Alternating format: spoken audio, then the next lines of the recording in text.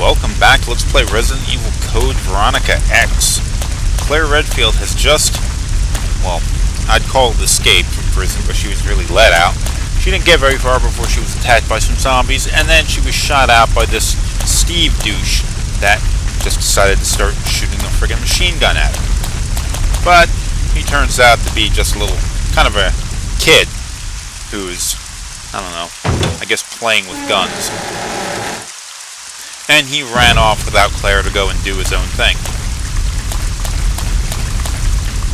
Now, something you can notice about this game is, and it's a difference between this and the earlier Resident Evil games, is that the environment that it takes place in is fully polygonal, meaning it doesn't have a pre-rendered background like the earlier Resident Evil games did. Resident Evil 1, 2, 3, all those, they had a static pre-rendered background, and your 3D characters were essentially just wandering around on top of a picture.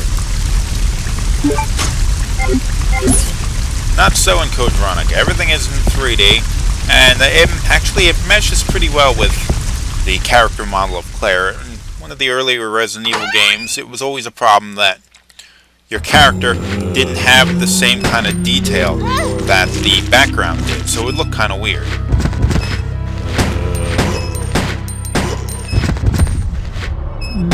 Die, jeez.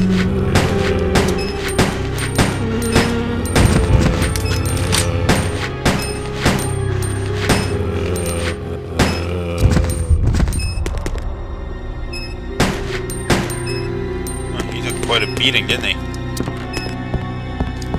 Another one of the issues comes with, well, one of the differences, I should say, not an issue, comes with the way the game, sort of how hard the game is. In the early Resident Evil games, specifically Resident Evil 1, a little bit with Resident Evil 2, not so much with Resident Evil 3, it was you had to be really cautious with how you used your ammunition. You couldn't just run around popping everything in the head that you ran across. I mean, you had to save ammunition. There's only so many bullets you could pick up. And while it is true that you do have to be careful with how you spend your ammunition in this game, it's not really that necessary for you to save like every bullet you can, be really tight-fisted with how you use your ammunition. Same Resident Evil 1, I can remember plenty of times when I was playing through, especially the first time, where I completely just ran out of ammo and I felt like I was completely screwed. Ooh, a diary.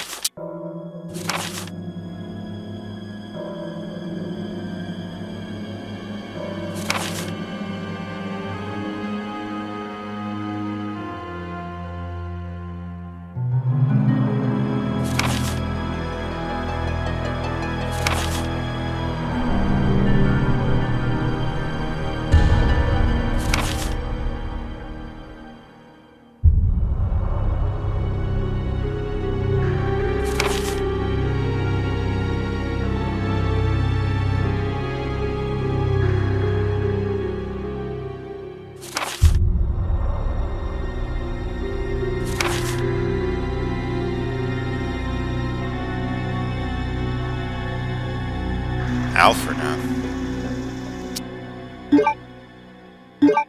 Could they possibly be talking about, well, I don't know. Who's Alfred? Ooh, look, ammo.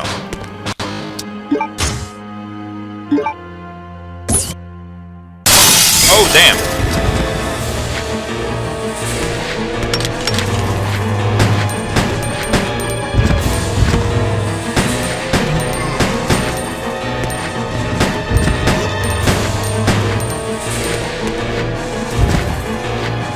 Someone else want to give it a try?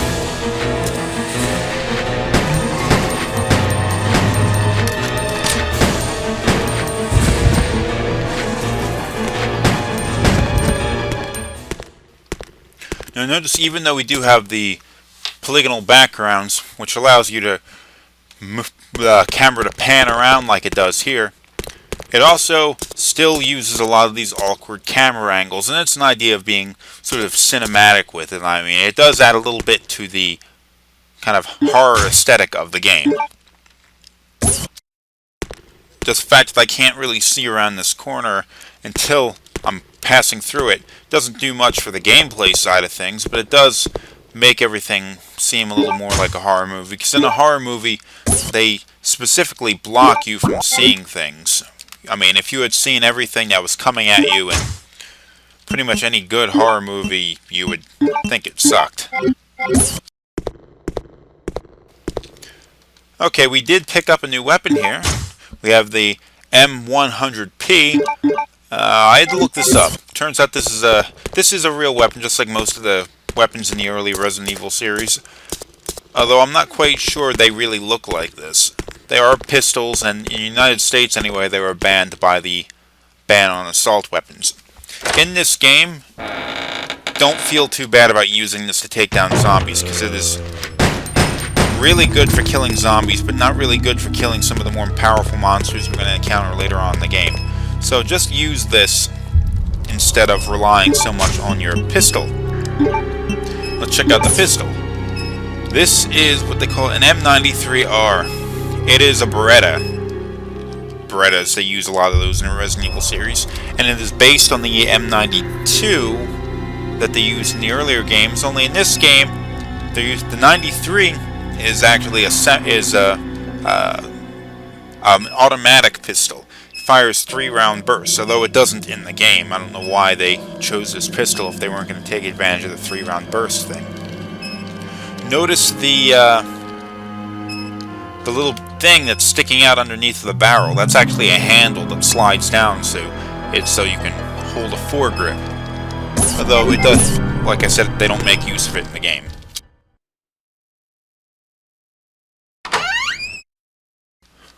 One of the things that bothered me about this game was how they chose to dress Clara. Oh, what's going on here? That doesn't sound good. What was down there? Well, they chose to dress Clara up in these red clothes. Kind of, it looks similar to what she had worn back in Resident Evil 2. Oh, that's not good.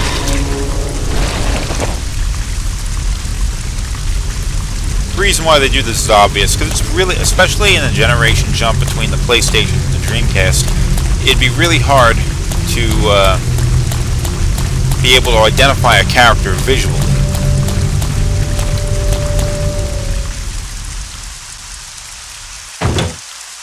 And it is kind of a problem because they don't really have the facial features and the distinguishing characteristics between the two generations. And even between a single generation, it's really hard to tell what a character actually looks like. So their most identifiable characteristic would be their clothing, similar to like a cartoon. That's why cartoon characters rarely ever change their clothes. Are you gonna come out here or what? Can't shoot you through the fence, huh?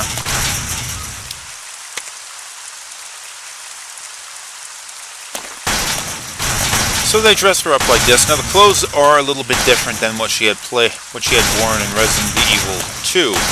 She has kind of the red jacket, but it's cropped a little higher. She shows her midriff, and it's kind of low cut in the chest. Also, her pants, she's not wearing the red shorts over like a leotard or anything. She's wearing denim. Enough to be able to recognize her as a character, but close enough to make it look like she just has a really limited wardrobe.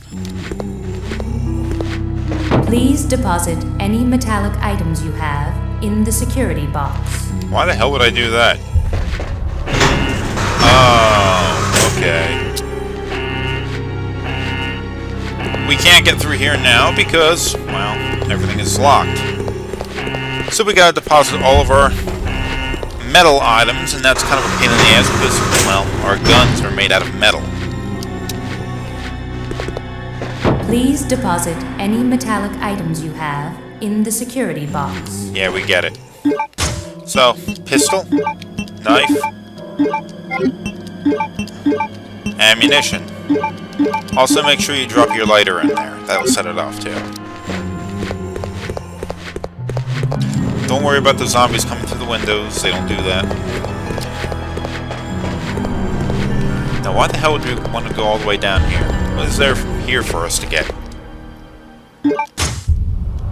Oh, BOW gas surrounds. Remember, BOW means bioorganic weapon.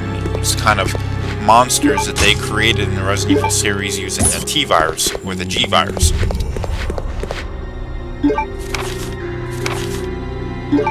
We'll deal with that later. You don't really need to read instructions.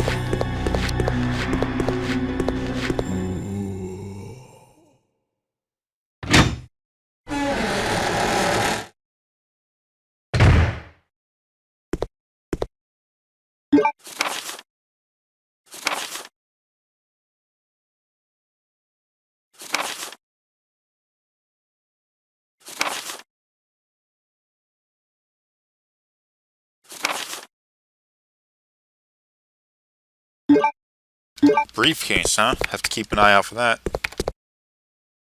Chris Redfield. What are you doing here? Chris Redfield. Is he a relative of yours or something? You mean my brother? Ah, your siblings. Well, it seems your brother is under surveillance by Umbrella. What? What'd you expect?